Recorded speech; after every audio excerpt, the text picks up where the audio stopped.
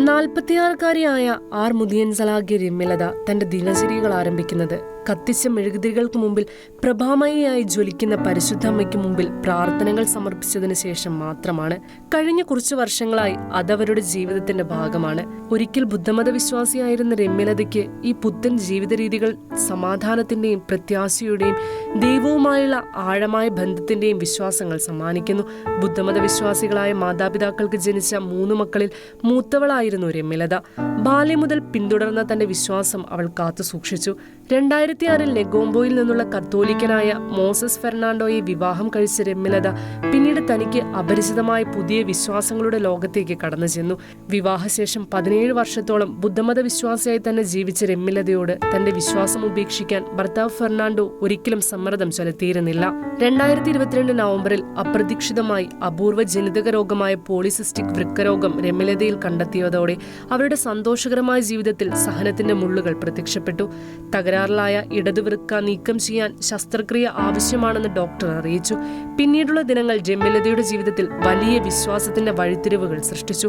രമ്യലതയുടെ ചില സുഹൃത്തുക്കളും ഒരു കത്തോലിക്ക സന്യാസിനിയും ദൈവിക ഇടപെടൽ പ്രതീക്ഷിച്ച് പരിശുദ്ധ കന്യകാമറിയത്തോട് മധ്യസ്ഥം തേടാനും യേശുക്രിസ്തുവിൽ ആശ്രയിക്കാനും അവളെ പ്രേരിപ്പിച്ചു. വൃക്കയിലെ കല്ലുകൾ മൂലമുണ്ടായ കഠിനമായ വേദനയിൽ സഹനശക്തി നേടാനും കഷ്ടപ്പാടുകളെ തരണം ചെയ്യാനും പരിശുദ്ധ അമ്മയോടുള്ള പ്രാർത്ഥനകൾ തന്നെ ശക്തിപ്പെടുത്തിയത് രമ്യലത ഓർമ്മിക്കുന്നു.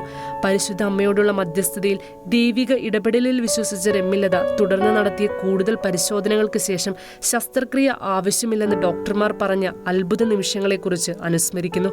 2023 ഈ സംഭവത്തോടെ കത്തോലിക്ക വിശ്വാസത്തിലേക്കുള്ള തന്റെ ആഴമായ വിളി തിരിച്ചറിയാനും അനുഭവിക്കാനും രമ്യലതയ്ക്ക് സാധിച്ചു.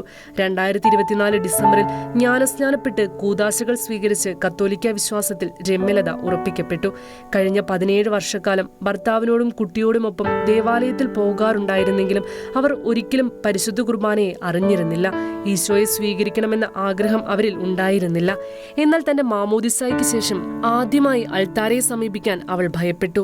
താനൊരു പാപിയും അയോഗ്യയുമാണെന്ന ചിന്ത അവളിൽ നിറഞ്ഞു. എന്നാൽ ഹോളി ഫാമിലി സന്യാസിനിയായ സിസ്റ്റർ രസിക പിയറിസ് സ്നേഹനിർഭരമായ പിന്തുണയോടെ രമ്യലതയെ തന്റെ ഭയങ്ങളെ മറികടക്കുവാൻ സഹായിച്ചു. രമ്യലതയുടെ ആത്മീയ യാത്രയിൽ നിർണായക പങ്കുവഹിച്ച സിസ്റ്റർ രസിക വർഷങ്ങളായി രമ്യലതയുടെ ആത്മീയ ഉപദേഷ്ടാവാണ്. മദർ ഓഫ് പ്യൂരിഫിക്കേഷൻ ചർച്ചിന്റെ ഇടവക വികാരിയായ ഫാദർ ആന്റൺ രഞ്ജിത്തിന്റെയും മറ്റ് സഭാംഗങ്ങളുടെയും പിന്തുണയോടെ സിസ്റ്റർ രസിക രമ്യലതയുടെ ജീവിതത്തിൽ മാർഗനിർദ്ദേശത്തിന്റെയും സ്നേഹത്തിന്റെയും നിരന്തരമായ ഉറവിടമായി തുടരുന്നു. ഇന്നൊരു കത്തോലിക്ക വിശ്വാസിയായി യേശുക്രിസ്തുവിനെ പിൻചെന്ന് പരിശുദ്ധ അമ്മയുടെ മധ്യസ്ഥത്തിൽ രമ്യലതയും ഭർത്താവും അവരുടെ 15 വയസ്സുള്ള കുട്ടിയും സന്തോഷകരമായ ജീവിതം നയിക്കുന്നു. International desk, Shekinah news.